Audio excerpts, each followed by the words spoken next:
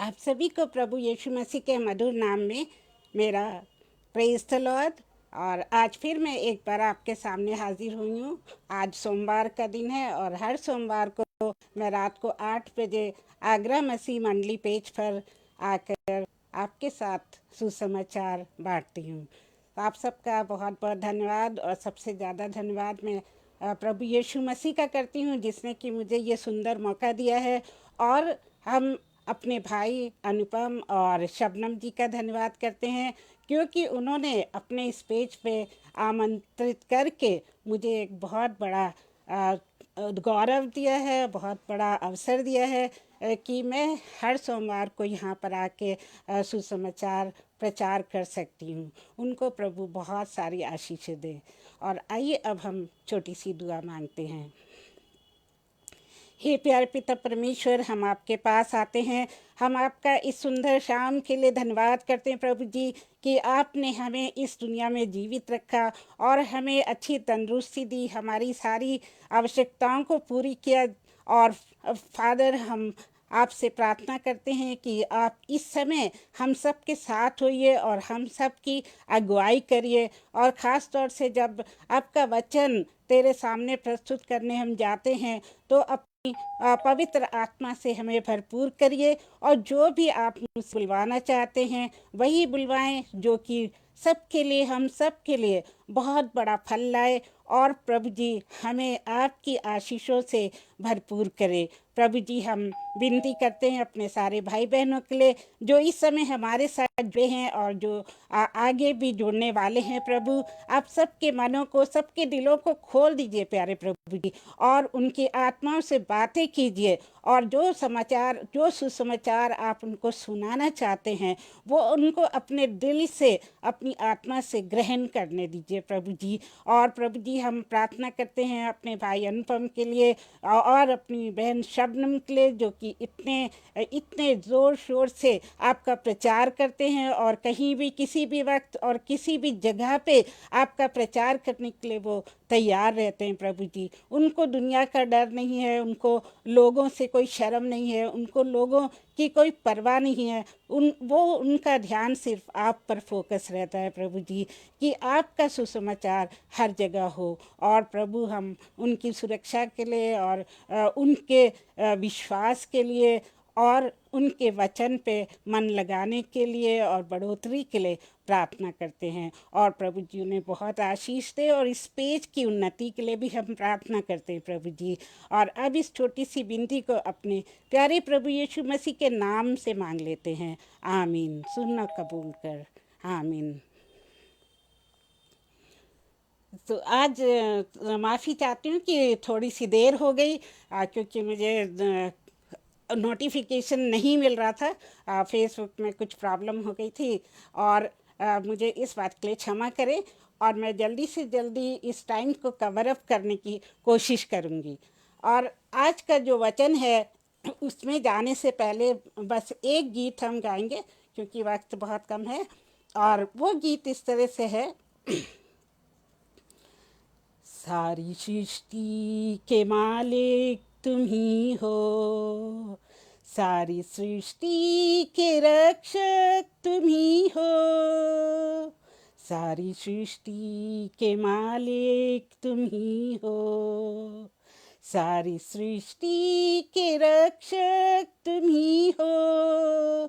गाते हैं तुझको सादर प्रणाम, गाते हैं तेरे ही गुणगान। हा हा हा हालेलुया। आइए हम उसकी प्रशंसा करें, उसकी प्रेज गाएं, उसकी स्तुति गाएं। हा हा हा हालेलुया। हा हा हा हालेलुया। हा हा हा हालेलुया। हा हा हा हालेलुया। हा हा हा हालेलुया। हा हा हा हालेलुया।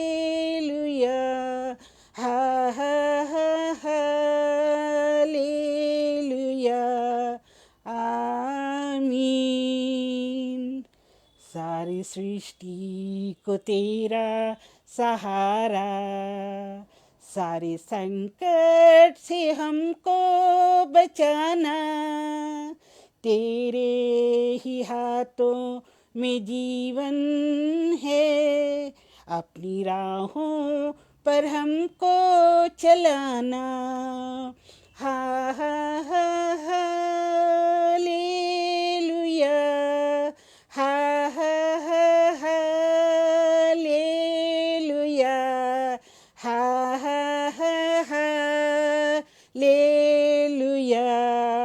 हा हा हा हालेलुया, हा हा हा हालेलुया, हा हा हा हालेलुया, हा हा हा हालेलुया, आमीन। हम आपका स्वागत करते हैं सुषमा जी एंड रोहिणी जी, और एक और है हमारे साथ जुड़े हुए, उनका भी हम स्वागत करते हैं, और अनुपम भाई और शबनम जी का स्वागत करते हैं। आप सबको प्रभु बहुत आशीष दे। हम हैं तेरे हाथों की रचना, हम पर रहे तेरी करुणा, तन मन धन सब तुम्हारा है, इसे शैतान को छूने न देना। हम हैं तेरे हाथों की रचना, हम पर रहे तेरी ही करुणा, तन मन धन सब तुम्हारा है, इसे शैतान को छूने न देना। हा हा हा हालेलुया, हा हा हा हालेलुया, हा हा हा हालेलुया, हा हा हा हालेलुया, हा हा हा हालेलुया, हा हा हा हालेलुया, हा हा हा हालेलुया, आमीन। रुचि राठी जी, हम आपका स्वागत करते हैं, आपको प्रभु बहुत आशीष दे। और इस गाने में हालेलुया 7 बार गाया गया है, और 7 नंबर जो है वो प्रभु एक बहुत ही अच्छा नंबर मानता है, और बाइबल में 7 बार कई अच्छे शब्द प्रयोग हुए हैं, तो इसमें भी हम 7 बार हालेलुया गाते हैं। अब दूर नहीं है किनारा, धीरज को हमारे बढ़ाना, जीवन की हमारी नैया को भव सागर में खोने न देना। अब दूर नहीं है किनारा, धीरज को हमको बढ़ाना, जीवन की हमारी नैया को भव सागर में खोने न देना। हा हा हा हालेलुया, हा हा हा हालेलुया, हा हा हा हालेलुया, हा हा हा हालेलुया, हा हा हा हालेलुया, हा हा हा हालेलुया, हा हा हा हालेलुया, आमीन।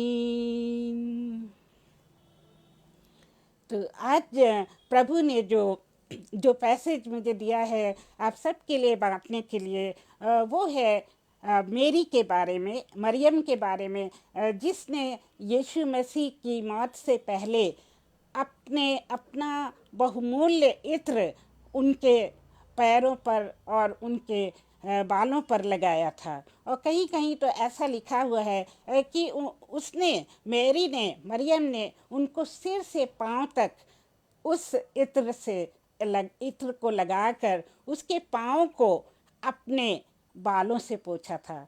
तो ये है उसकी उसकी वर्शिप, ये है उसका डेडिकेशन, जो कि हमें भी सिखाता है कि हमें प्रभु यीशु मसीह को किस तरह से वर्शिप करना चाहिए, किस तरह से अपने तन मन धन से उसकी आराधना करनी चाहिए और अपना सब कुछ, अपना सर्वस्व उसको देना चाहिए।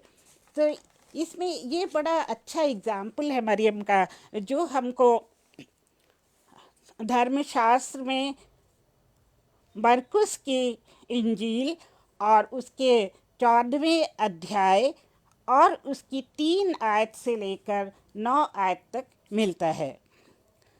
Mark chapter 14 versus 3 to 9। तो आइए हम इसको पढ़ेंगे। जब वो बैतनिया में शमौन कोढ़ी के घर भोजन करने बैठा हुआ था, तब एक स्त्री संगमरमर के पात्र में जटामासी का बहुमूल्य शुद्ध इत्र लेकर आई और पात्र तोड़कर इत्र को उसके सिर पर उंडेला। परंतु कोई कोई अपने मन में रिसियाकर कहने लगा, इस इत्र का क्या सत्यानाश किया गया, क्योंकि यह इत्र तो 300 दिनार से अधिक के मूल्य में बेचा जाकर कंगालों में बांटा जा सकता था। और इसको झिड़कने लगे। यीशु ने कहा, उसे छोड़ दो, उसे क्यों सताते हो? उसने तो मेरे साथ भलाई की है। कंगाल तुम्हारे साथ सदा रहते हैं और तुम जब चाहो उनसे भलाई कर सकते हो, पर मैं तुम्हारे साथ सदा ना रहूँगा। जो कुछ वह कर सकी उसने किया। उसने मेरे गाड़े जाने की तैयारी में पहले से मेरी देह पर इत्र मला है। मैं तुमसे सच कहता हूँ कि सारे जगत में जहाँ कहीं सुसमाचार प्रचार किया जाएगा, वहाँ उसके इस काम की चर्चा भी उसके स्मरण में की जाएगी। तो प्रभु अपने इस अध्याय को पढ़ने के लिए हम सबको बरकत दे और इस पर उसकी बड़ी आशीष हो। ये एक ऐसा चैप्टर है जिसको हमने कई बार पढ़ा है और कई बार सुना है, लेकिन ये हर बार हमसे एक नई रीति से बात करता है। हम बाइबल का जो भी अध्ययन करते हैं, हम जितनी बार बाइबल के किसी पुराने चैप्टर को भी पढ़ते हैं, तो वो हर बार प्रभु हमसे एक नए प्रकार से बातचीत करता है और वो हमारे समय के अनुसार, हमारी परिस्थिति के अनुसार हमसे बातें करता है। और अभी रिसेंटली हमने जब बड़ा दिन मनाया, हमने बहुत सारी खुशियाँ मनाई और हो सकता है हम उन खुशियों में भूल गए हों कि प्रभु यीशु मसीह इस दुनिया में क्यों आया था। प्रभु यीशु मसीह इस दुनिया में हमारे पापों के लिए अपने प्राण का बलिदान देने के लिए आया था, अपना लहू बहाने के लिए आया था। और यही उसका मुख्य उद्देश्य था, जो कि उसके पिता की, हमारे परमेश्वर की इच्छा थी कि प्रभु यीशु मसीह मानव जाति के उद्धार के लिए इस दुनिया में आए और अपना लहू बहा के हमारे पापों की क्षमा देकर हमारा उद्धार कराए। क्योंकि परमेश्वर ने हमसे बहुत ज़्यादा प्यार किया है। परमेश्वर हमसे इतना अधिक प्यार करता है कि उसने अपने बेटे को भी नहीं बख्शा। और ये जो प्रभु यीशु मसीह की मृत्यु के बारे में उत्पत्ति के शुरू में ही ये घोषणा हो गई थी कि दुनिया में मनुष्य जो है वो पाप करेगा और उसका जन्म जो है पाप में होगा और उसका अंत जो है वो मृत्यु होगी। और इसीलिए परमेश्वर ने ऐसा किया कि उसने अपने इकलौते बेटे को भेज दिया, ताकि उसके लहू बहने से, उसके बलिदान होने से मनुष्य के पाप धुल जाएं। जैसे कि हर पाप के लिए इंसान किसी शब्द के दिन या किसी और भोज के दिन में अपने भेड़ बकरियों का या तरह तरह के नाना प्रकार के पशुओं का, पक्षियों का बलिदान किया करता था। लेकिन परमेश्वर ने अपने इकलौते पुत्र को हमारे लिए दिया ताकि हमारे सब पापों की माफ़ी हो जाए। इतना अधिक हमसे प्यार किया कि उसने अपने इकलौते पुत्र को दे दिया। वो नहीं देख सका कि हम पाप में रहें।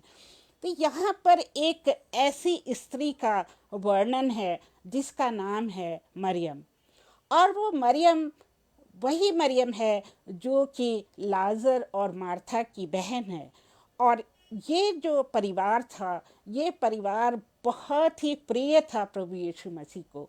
जब वो इस दुनिया में थे तो वो इस परिवार से बेहद प्रेम करते थे।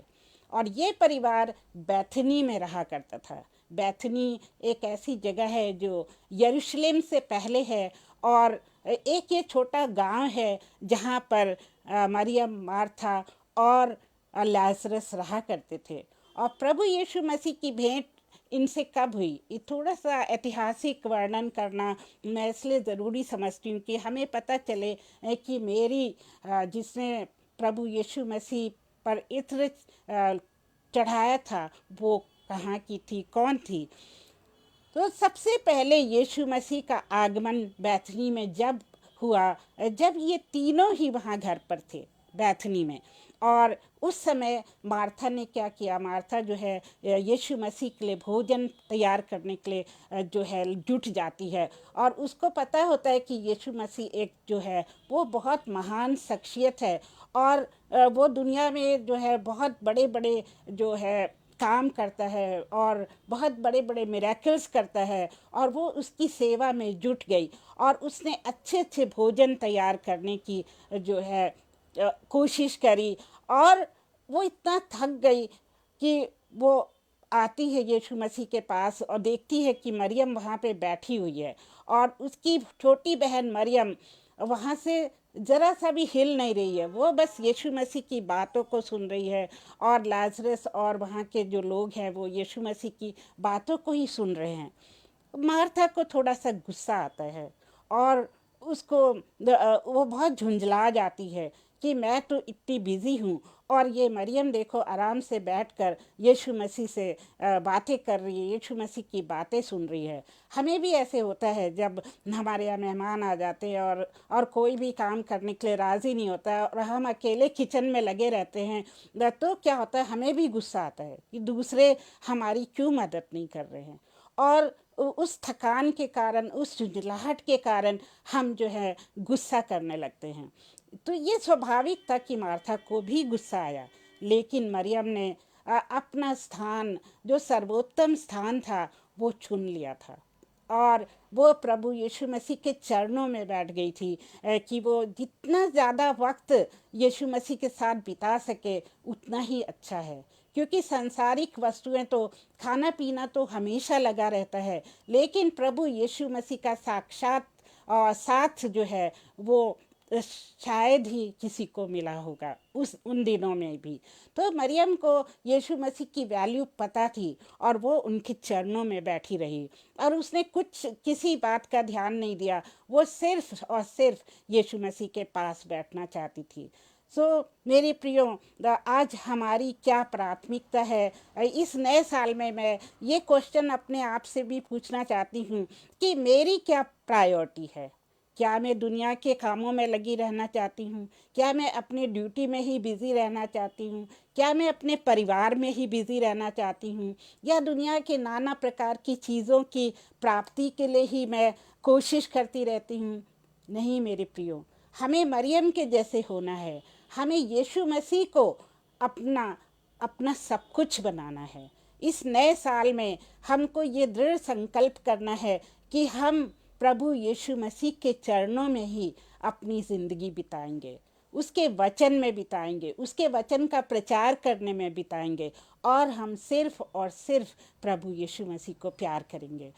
और यहाँ पर हम देखते हैं कि जो मरियम का आदर, सम्मान और प्रेम कितना महान है प्रभु यीशु मसीह के लिए। क्या हम ऐसा कर सकते हैं?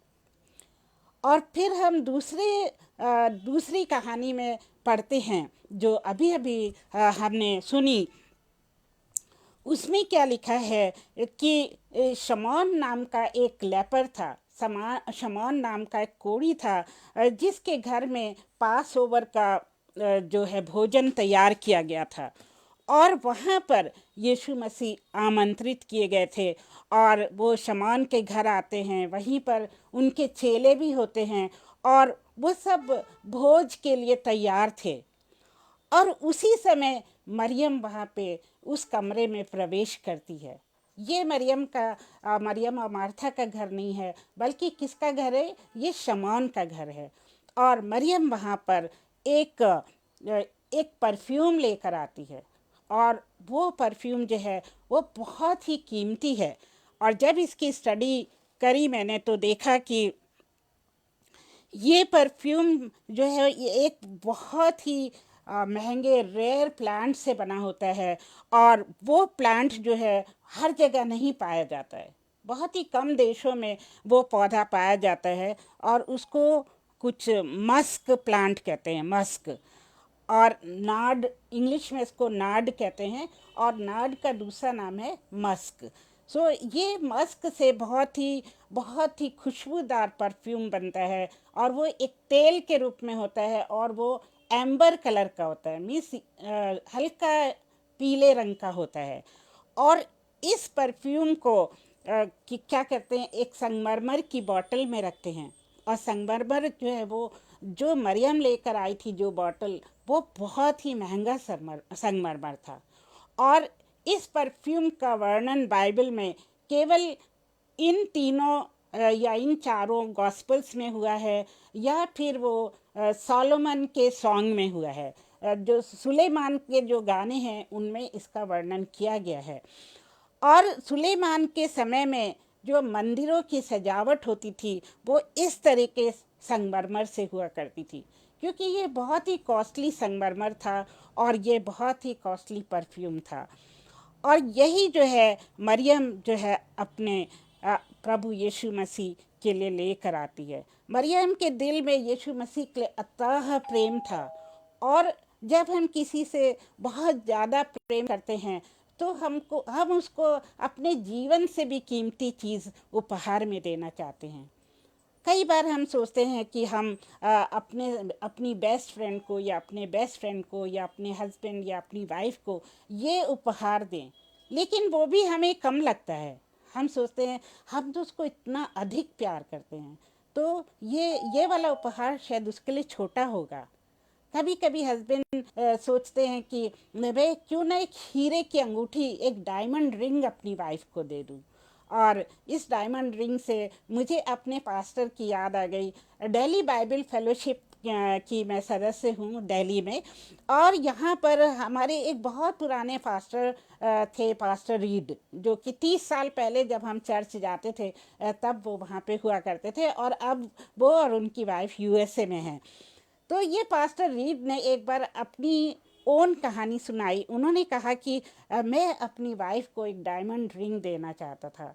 बहुत दिनों से मेरे दिल में ये तमन्ना थी, लेकिन मेरे पास इतने पैसे नहीं थे कि मैं उसको डायमंड रिंग देता। तो उन्होंने कहा कि मैंने थोड़ा पैसा जो है अपनी सैलरी में से इकट्ठा किया, क्योंकि हमारे चर्च में पास्टर को सैलरी, अच्छी सैलरी मिला करती है, और उन्होंने अपनी पत्नी को नहीं बताया कि वो उसके लिए पैसे जमा कर रहे हैं। और जब उतने पैसे जमा हो गए, जब वो डायमंड रिंग खरीद सकते थे, आजकल तो छोटी से छोटी डायमंड रिंग भी आपको पता है कितनी महंगी आती है, 50,000 से लेकर 1 लाख या फिर 2 लाख में आती है। तो ये हमारे पास्टर रीड ने इतने पैसे जमा किए कि वो डायमंड रिंग खरीद सके, और उन्होंने अपनी वाइफ को उसके जन्मदिन पर ये डायमंड रिंग जो है भेंट करी। और तब जाके उनके दिल को शांति मिली कि आज मैंने अपनी मर्ज़ी के मुताबिक अपनी वाइफ को ये गिफ्ट दिया है।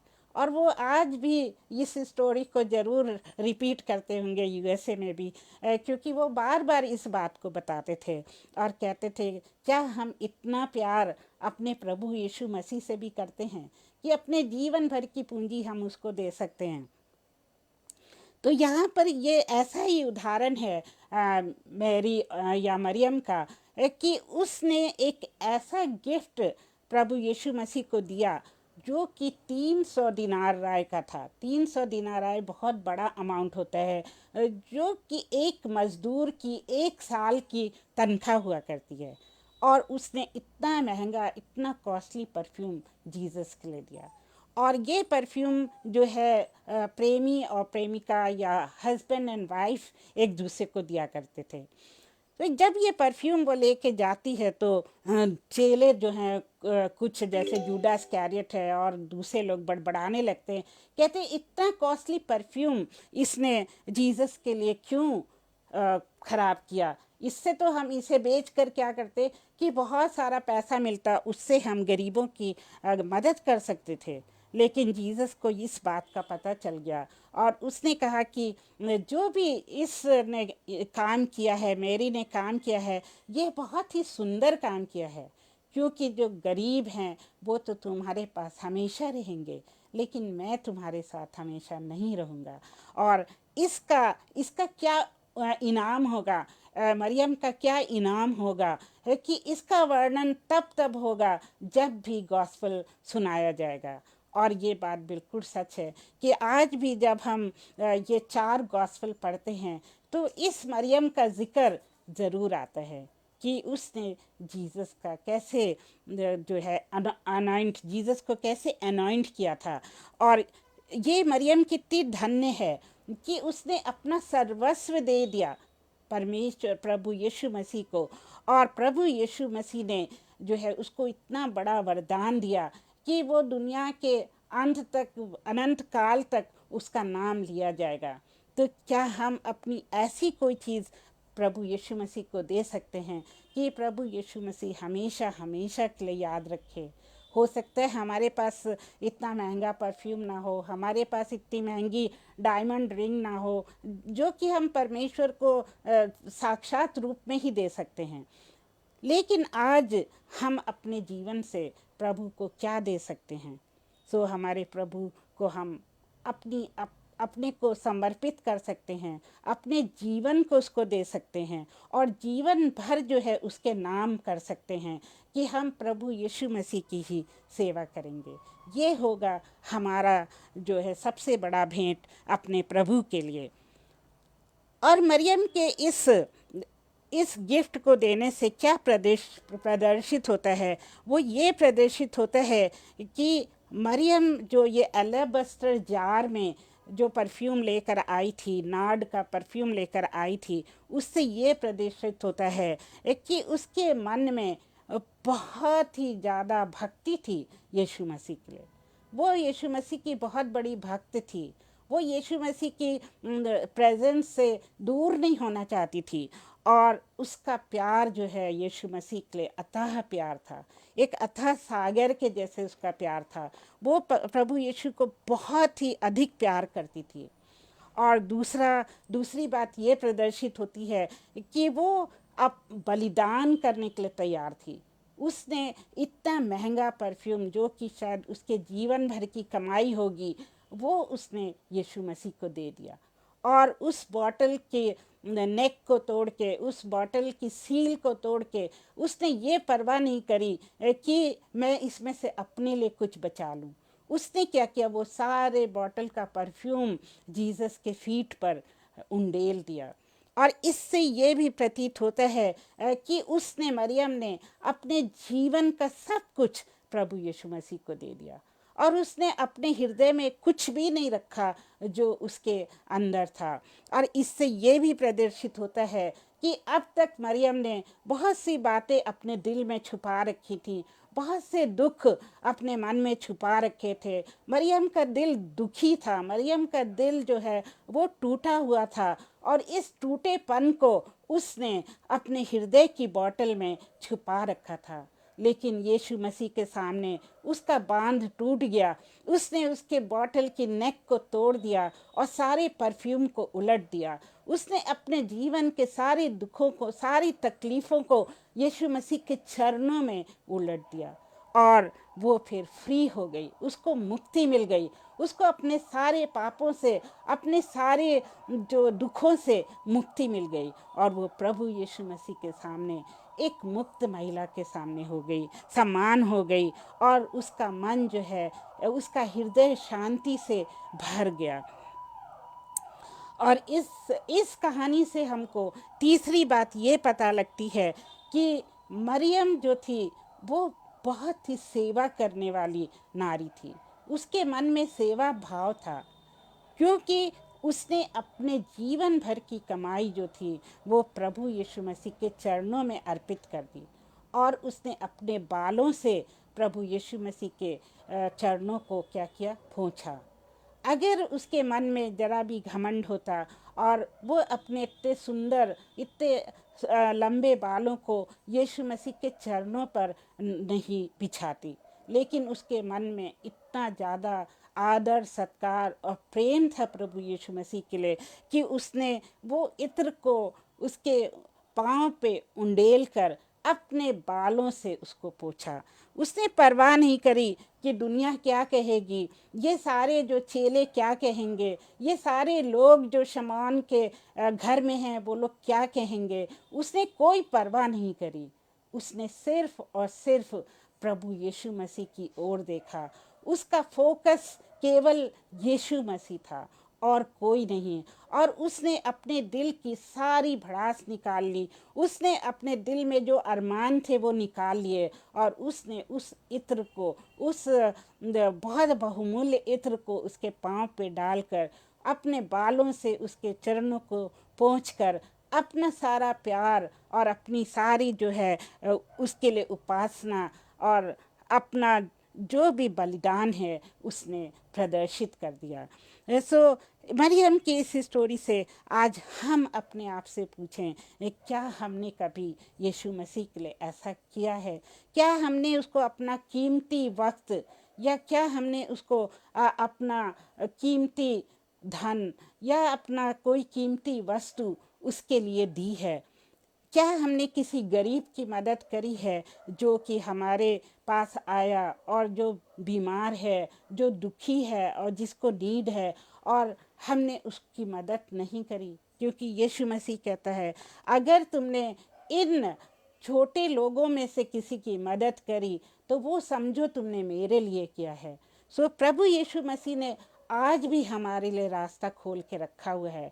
उसने अपने बदले हमको गरीब दे रखे हैं। जैसे कि उसने कहा कि गरीब तो तुम्हारे पास हमेशा रहेंगे, लेकिन साक्षात रूप में मैं तुम्हारे पास नहीं रहूँगा।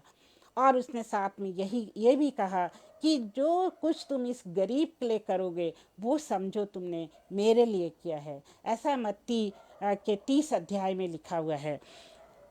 सो प्रभु यीशु मसीह जो है वो हमारे पास्ट को, हमारे प्रेजेंट को और हमारे फ्यूचर को जानता है, और उसने आज भी हमको वो रास्ता दिखा रखा है कि हम प्रभु यीशु की सेवा कैसे कर सकते हैं। उसके लोगों की सेवा करके, गरीबों की सेवा करके, उसका सुसमाचार सुनाकर, उसके लोगों को अंधकार से उसके प्रभु की ज्योति में लाकर हम उसकी सेवा कर सकते हैं। बहुत सी ऐसी चीज़ें हैं, काम हैं जिनसे हम प्रभु की सेवा आज भी कर सकते हैं। और अब थोड़ा सा अगर हम और भी डिटेल में जाना चाहें, जिसके लिए वक्त तो नहीं हमारे पास, लेकिन थोड़ा बहुत ज़रूर हम बताएंगे। हाँ, ये जो मरियम ने ये जो एक्ट किया था वो जो है यीशु मसीह की बरियल की तैयारी में किया था। क्योंकि यीशु को क्रूस पे कब चढ़ाया गया था? फ्राइडे को, शुक्रवार को। लेकिन ये जो पास ओवर फीस था ये था बुधवार को। तो ये जो है पवित्र बुधवार, पवित्र हफ्ते का माना जाता है। और इसी दिन मरियम ने जो है आकर यीशु मसीह का यीशु को अनॉइंट किया था। और ये जो है एक बरियल की भी निशानी होती है। जब यीशु मसीह पैदा हुए थे तो जब वो 2 महीने की आयु के थे तो एक मजूसी भी उनके लिए फ्रैंकिनसेंस लेकर आया था। मीन्स परफ्यूम लेकर आया था, और उन्होंने यीशु मसीह को वही वाला परफ्यूम फ्रैंकिनसेंस दिया था। और वो इस बात की निशानी थी कि ये जो बालक है वो एक दिन मारा जाएगा, ये बालक एक दिन मर जाएगा। और इसी की जो इसी की याद में नहीं कह सकते, मतलब फ्यूचर की तैयारी में उन्होंने ये फ्रैंकिनसेंस यीशु को चढ़ाया था। तो आज वही बात जो है मरियम भी रिपीट कर रही है कि वो यीशु मसीह की मृत्यु से पहले, यीशु मसीह को क्रूस पे चढ़ाए जाने से पहले ये इत्र उनके बॉडी पर मलती है। और ये इत्र एक ऐसा इत्र था कि उसके मलते ही वो सारे रूम में जो है उसकी खुशबू फैल जाती है, और वो एक दिन के लिए या एक हफ्ते के लिए नहीं रहती, वो कई दिनों तक रहती है। और जब मरियम ने ये परफ्यूम यीशु मसीह के ऊपर चढ़ाया तो वो खुशबू यीशु मसीह के शरीर पर अपने क्रूसीफिक्शन के दिन तक रही। वो उस खुशबू को, उस सुगंध को क्या करता रहा, अपने क्रूसीफिक्शन के दिन तक, अपनी आखिरी सांस तक उसकी सांसों में ये खुशबू आती रही। और इससे ये भी प्रदर्शित होता है कि जब इंसान जो है वो मृत्यु के सुपुर्द हो जाता है तो उसकी बॉडी पर ये तेल मला जाता है, ये जो इत्र है मला जाता है, ताकि उसकी बॉडी जो है वो ख़राब ना हो और उसकी बॉडी से वो सुगंध आती ही रहे। और हम सबको पता है कि यीशु मसीह मरने के बाद तीसरे दिन ही मुर्दों में से जी उठे थे। तो ये वाली सुगंध उनकी बॉडी पर तब भी होगी जब वो जी उठे थे। तो मरियम ने उनको क्या उपहार दिया था, क्या भेंट दी थी, जो उनके मरने से पहले, उनकी मरने की तैयारी में दी थी, और जो उनके जी उठने के बाद भी उनके शरीर पे रही होगी। तो इतना बड़ा उपहार मरियम ने दिया है। इसीलिए जीसस ने कहा कि जब भी सुसमाचार प्रचार किया जाएगा तो मरियम का नाम ज़रूर रहेगा। कितने लोगों ने यीशु मसीह को क्या कुछ नहीं दिया होगा, अपनी छोटी छोटी भेंटें दी होंगी। और यीशु मसीह के पीछे जब वो घोड़ी पे जा रहे थे तो उन्होंने अपने कपड़े बिछाए थे, और फूल बिछाए थे, झाड़ियाँ बिछाई थी, और ट्री के जो पत्ते बिछाए थे। लेकिन यीशु मसीह को ये सब याद नहीं होगा जितना कि उनको मरियम की इस भेंट का याद होगा, क्योंकि वो जो इत्र की महक है वो उनके पास सदैव के लिए रही, और वो इस बात को नहीं भूल सकते। इसीलिए उन्होंने कहा कि अनंत काल तक मरियम का जिक्र होता रहेगा। तो क्या हम ऐसी कोई भेंट अपने यीशु को चढ़ाते हैं जो कि यीशु को हमेशा हमेशा के लिए याद रहेगी? आइए आज हम सोचें कि हम यीशु को क्या दे सकते हैं। क्या हम अपना सर्वस्व प्रेम उसको दे सकते हैं? क्या हम अपना सर्वस्व जीवन उसको बलिदान कर सकते हैं? क्या हम अपनी सबसे प्रेशियस गिफ्ट अपने जीवन की यीशु के नाम पर दे सकते हैं? क्या हम यीशु की आज्ञाओं का पालन करके गरीबों की मदद कर सकते हैं, विधवाओं की, और जो ऑर्फन्स हैं, और जो गरीब हैं, और जो बीमार हैं, क्या हम उनकी मदद कर सकते हैं? सो मेरे प्रियो, ऐसा लिखा हुआ है कि जब हम गुलाब के फूलों को बांटते हैं तो हमारे हाथ खुद भी सुगंधित हो जाते हैं, और परमेश्वर हमेशा एक देने वाले से प्रसन्न रहता है, और जो खुशी से देता है दूसरों को, उससे वो प्रसन्न होता है। यस सुषमा जी, आपने गुलाब का फूल देखकर वो बात याद दिला दी कि जो हाथ फूलों को देते हैं वो खुद भी सुगंधित हो जाते हैं। दूसरों को ही सुगंधित नहीं करते, लेकिन वो खुद भी सुगंधित हो जाते हैं। तो ये है इस वचन का मतलब, ये कि परमेश्वर चाहता है कि हम पूरी तरह से अपने आप को उसके हाथों में समर्पित कर दें, अपना सब कुछ उसको दे दें। जैसे कि वो गाना है, सब मैं देता हूँ, हे प्रभु मैं अपना सब कुछ तुझको देता हूँ। I surrender all, I surrender all. तो आज हम ये संकल्प करें कि हम अपने यीशु को अपना सर्वस्व, अपना सब कुछ दे देंगे। सो इस छोटे से किस्से से हमको क्या समझ में आता है कि जो परमेश्वर है वो हमारी ऑफरिंग से प्रसन्न होता है। वो और ऑफरिंग पैसे की ही नहीं, वरन हमारी भावनाओं की, हमारे प्रेम की और हमारी सर्विस की और हमारी उपासना की हो सकती है। और परमेश्वर जो है, छोटी सी भी जो भेंट है, लेकिन वो पूरे संपूर्ण मन से जो दी गई है, उससे वो प्रसन्न होता है। और दूसरा लेसन हम ये सीखते हैं कि जब हमारा दिल जो है अपने परमेश्वर पे फोकस्ड होता है, तो परमेश्वर खुश होता है। और जब भी हम उसकी उपासना करें, तो हम पूरे तन मन धन से अपने आप को प्रभु पर फोकस रखें, उसकी सलीब पर फोकस रखें, उसके जीवन पर, उसके बलिदान पे फोकस रखें। उससे प्रभु खुश होता है, प्रसन्न होता है और वो उस भेंट को स्वीकार करता है। और तीसरा लेसन ये हम सीखते हैं कि मरियम ने जैसे अपनी टेस्टिमनी दी, अपना टेस्टामेंट दिया ये परफ्यूम यीशु मसीह को देकर, कि बस अपना सब कुछ प्रभु यीशु मसीह को देती है और वो प्रभु यीशु को बेहद प्रेम करती है। उस प्रेम के आगे और कोई प्रेम नहीं है। उस यीशु के सामने और कोई भी व्यक्ति उसके लिए कोई मायने नहीं रखता है। उसी तरह से आज हमको भी यही गवाही देनी है कि परमेश्वर प्रभु यीशु मसीह हमारे लिए सब कुछ है। वो सबसे महान है हमारे जीवन में, और कुछ नहीं। ना पति, ना पत्नी, ना भाई, ना बहन, ना माँ बाप, केवल यीशु ही जो है वो हमारे लिए सर्वोत्तम है और सर्वस्व है और सबसे आगे है। उसके बाद सारे लोग हैं, उसके बाद सारी चीज़ें हैं। कोई भी व्यक्ति, कोई भी चीज़ हमारे और यीशु के बीच में नहीं आनी चाहिए, क्योंकि वो जो है मूर्ति पूजा होती है। कोई भी चीज़ जो है यीशु से ज़्यादा हमारे जीवन में महत्व रखती है, तो वो हमारे लिए मूर्ति पूजा होती है। सो मेरे प्रियो, हम सिर्फ और सिर्फ प्रभु यीशु मसीह की, परमेश्वर की पवित्र आत्मा की उपासना करें और किसी की नहीं।